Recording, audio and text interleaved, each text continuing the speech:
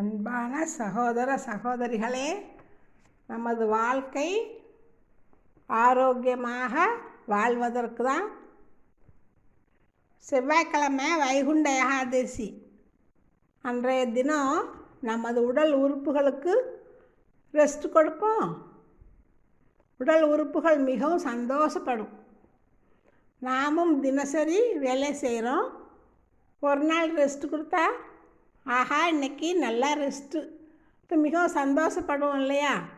அதே போல் தான் நமது உடல் உறுப்புகளும் ஒரு நாள் ரெஸ்ட் கொடுத்தா ரொம்ப சந்தோஷப்படும்.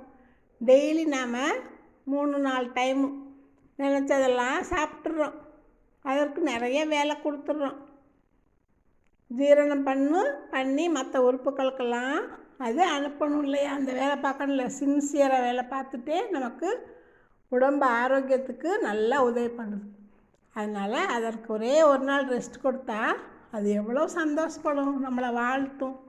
ஆஹா எனக்கு ரெஸ்ட் கொடுத்துருக்காங்க, இன்று ஜாலியாக நம்ம வேலை மட்டும் கரெக்டாக பண்ணுவோம் அப்படின்ட்டு நினச்சிக்கணும். நம்ம உடம்பை ஃபுல்லாக சுத்தம் பண்ணணும். நல்லா சுத்தம் பண்ணி எல்லா சுத்தம் பண்ணுற வேலையும் எல்லாம் பார்த்துடும்.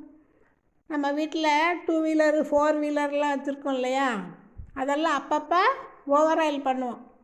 அதே போல் தான் நாம் ஒரு நாள் சாப்பிடாமல் இருந்தால் நமது உடல் உறுப்புகளும் நமது உடம்பை ஓவர் ஆயில் பண்ணும். நல்லா புதுசு மாதிரி ஆக்கிடும். உடல் உறுப்புகள்லாம் புதுசாக மாற்றி வச்சிடும். அதனால் முடிஞ்ச வரை ஒரு நாள் மட்டும் ஒன்றும் உடம்புக்கு ஒன்றும் போடாமல் சாப்பிடாமல் ஒரே ஒரு நாள் மட்டும் இருக்கலாம். முடிஞ்சவங்க தண்ணீர் மட்டும் குடிக்கலாம், இதில் துளசி போட்டு குடிச்சிக்கலாம். ரொம்ப முடியாதவங்க பால் பழம் அது மட்டும் சாப்பிட்டுக்கலாம். அவங்கவுங்க இஷ்டம் எல்லாமே. அதே மாதிரி இருந்தோம்னா அவங்களுக்கு பிடிச்சிருக்கு இல்லையா? ஒவ்வொரு இஷ்ட தெய்வம் இருக்கும் எல்லாருக்குமே. அந்த தெய்வங்கள் நினைவிலேயே உபவாசம் இருக்கலாம். உபான்னா கடவுள், வாசம்னா இறைவன் நினைவிலேயே இருக்கிறது, பக்கத்தில் இருப்பது. அதுதான். இதனால் நமக்கு டபுள் பெனிஃபிட்டு. 1 உடம்பு ஆரோக்கியமாயிடும், 2 மனசும் ஆரோக்கியமாக இருக்கும். அப்புறம் மறுநாள் புதன்கிழமை காலையில் நல்லா எல்லாமே சமைச்சு நல்லா சாப்பிட்டுக்கலாம். அது ஒரு சாம்பார், சத்தான சாம்பார் எப்படி பண்ணுறது பார்க்கலாமா? சத்தான சாம்பார் பண்ணால் முதல் நாளே பயிர் வகைகள் ஊற வச்சுக்கணும். நம்ம வீட்டில் எத்தனை பேர் இருக்காங்க நமக்கு தானே தெரியும்.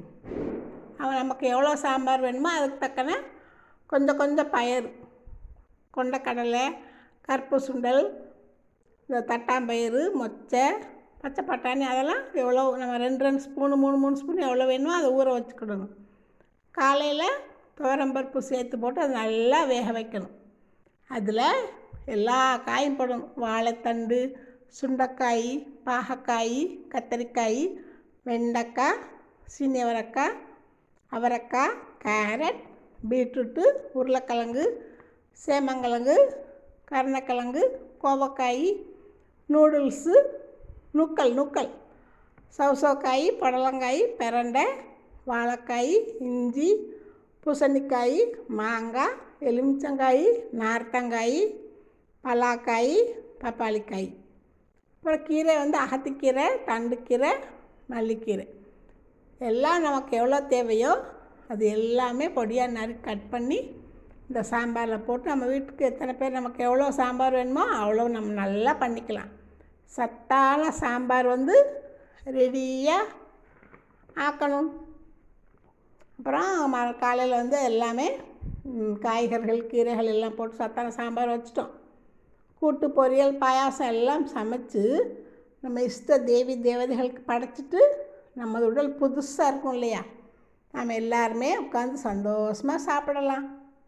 அனைத்து சத்துக்களும் நிரம்பி உடல் ரொம்ப ஆரோக்கியமாயிடும்.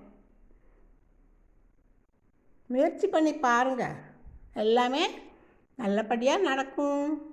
இதை பார்க்குறவங்க கேட்குறவங்க எல்லாருக்குமே நன்றி கலந்த வாழ்த்துக்கள். Thank you, good bye. அடுத்த ஒரு நல்ல பதிவில் சந்திக்கலாம்.